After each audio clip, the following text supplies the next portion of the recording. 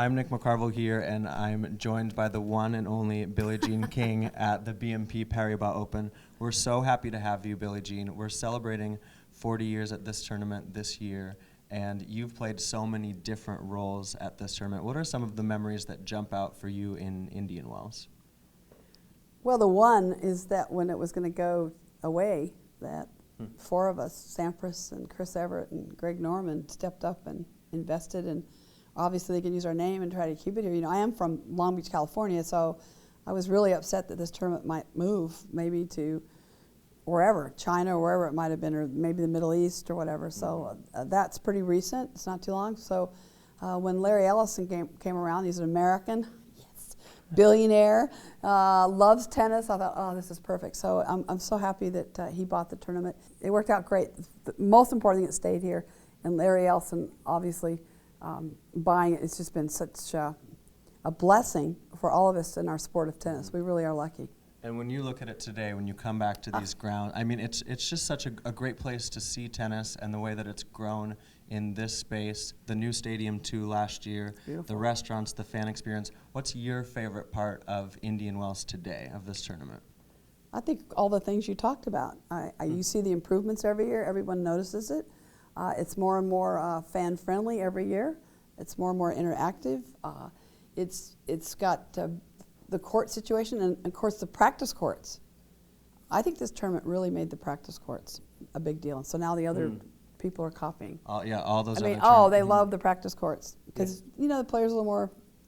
You just get to see them in a different light. You're much closer most of the time, so it's great access for the families, and also I think back to the early years. I always know this was Charlie Passerell's dream, and this will always be Charlie's house to me, no matter what, as long as I'm alive.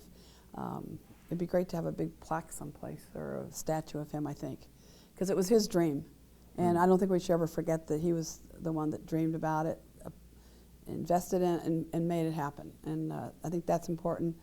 And I think there's other people, you know, for a while it was a men's tournament, then they were thinking about women's, and it kept shifting. There's always a lot of shift, but if you look back 40 years, you were in the 70s, and that's when there was so much change in the game. The game really grew because we didn't get professional tennis where we get the check the way people understand it today until 1968, and that's really when modern tennis started. So those 70s things, the growth of the sport was probably the biggest growth we've ever had in our sport in this country, in the United States. What still excites you? We've got 40 years of the BNP Paribas Open, 40 years of World Team Tennis that you guys are celebrating. Each summer, we get to see those multicolored courts come out all across America. What makes you excited about that season each summer in the U.S.? Well, my dream is always to grow the game, so I have to go to grassroots a lot in my head. And I'm a big believer when a child can see it, they can be it.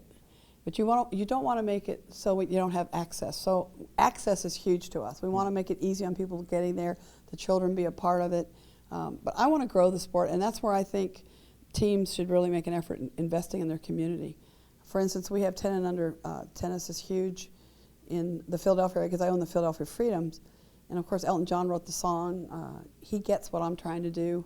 I think most kids in this country probably want to be in team sports, not individual sports.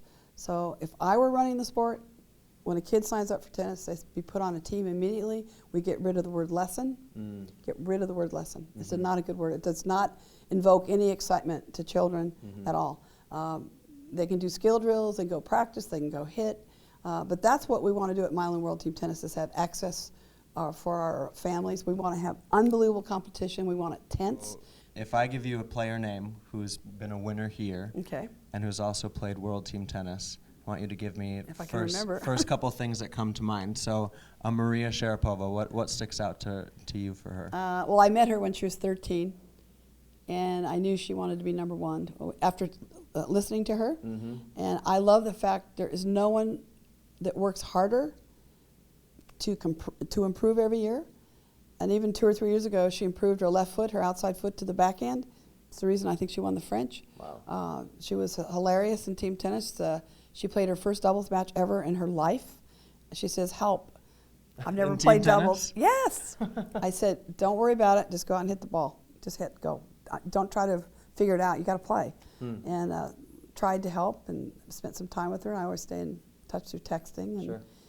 But what a great player she is, and what a great example of hard work. And what about if I name Andre Agassi a winner here? He's played plenty of World Team Tennis, summer in and summer out. I mean, he's an icon, and he's given so much back off the court as well as on the court. And probably the best forehand return, just smack that baby. I used to watch it in slow motion, his forehand, just impeccable. I just love, and what a great guy. He and Stephanie are the best. They're great friends. Another American, Pete Sampras, winner here. Now, did he get drafted today? Where does Pete No, land? Pete's not playing. Okay. He's actually not good enough anymore. He's too old now.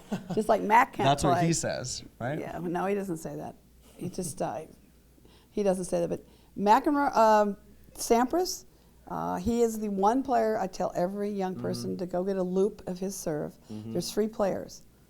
There's Pancho Gonzalez from the really old days that had the most beautiful technical serve, Serena Williams, and Pete Sampras. And if you watch those 3, but Sampras is the best ever. And you're only as good as your second serve. He had the best second serve ever in the history of tennis, and that's why he won a lot, because he always was pushing you. He was pushing you back on both first and second serve, and always in your face going to net, always in your face. What about someone who's still at the top of her game, Serena Williams, back at the BNP Paribas Open, and also playing some World Team Tennis herself? Yeah, she's playing for Do you have one specific memory from Serena's World Team Tennis days? I mean, she's had plenty of success on every court in the world. What I remember is meeting Serena and Venus at a World Team Tennis clinic in Long Beach, California. And do you remember what year that was? Well, they were about 10 and 11, so Yeah, whatever. early 90s. Early 90s, and we had 1,200 kids in this clinic. But I remember them because Venus was so tall and Serena, and then Oracene stood behind, next to the line, because she wanted to hear what I had to say about their volleys. And I noticed them right away.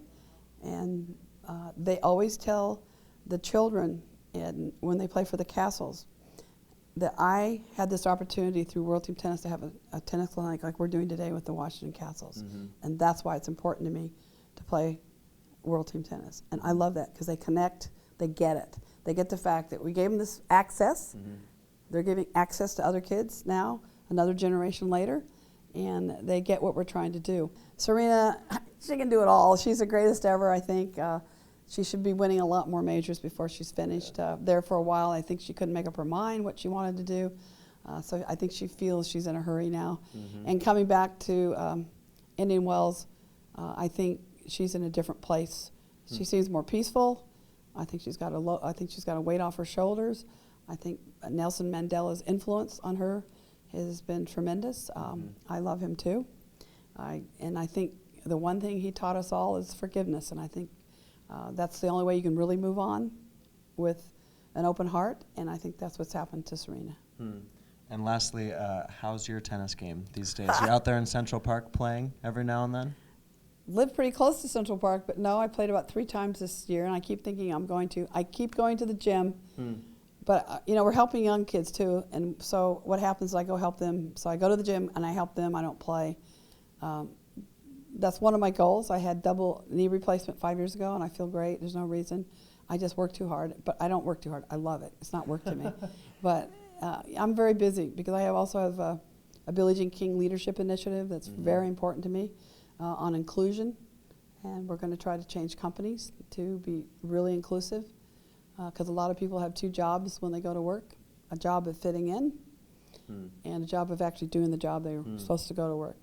So, for instance, an African-American woman she'll get up an hour early in the morning to straighten her hair. She'll go to the bathroom all day to look at her hair because she wants to fit in.